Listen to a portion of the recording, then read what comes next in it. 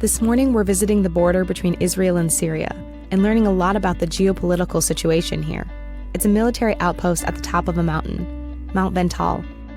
We're here at the Golan Heights, on Mount Bental specifically, where we can see Syria in the distance. The Golan Heights are a series of hills covered in volcanic rock. Many landscapes in Israel were formed by volcanic activity. The Golan is a key location of conflict with Syria throughout the years, including 1967 and 1973 especially. However, it became an active conflict area again in recent years as the civil war raged in Syria, and ISIS got almost to this very border.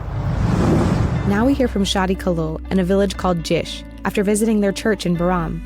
He's the leader of an organization that supports their Christian ethnic minority living in Israel. The Aramean Christians have been indigenous to Israel since the time of Jesus. The community recently received recognition from the Israeli government for their status as a unique ethnic minority. The community belongs to the Maronite Catholic order and has strong ties to the Maronite community of Lebanon. Christians in Israel have freedom of religion, unlike many surrounding countries. But the Aramean Christians do face challenges living as a religious minority as they try to preserve their historical and cultural heritage.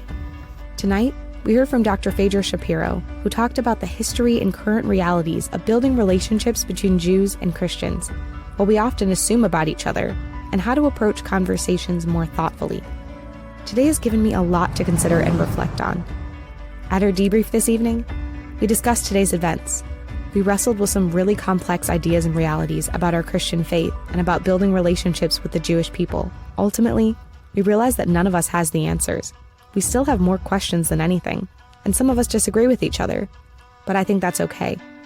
Even in our disagreement, I learned a lot from those around me.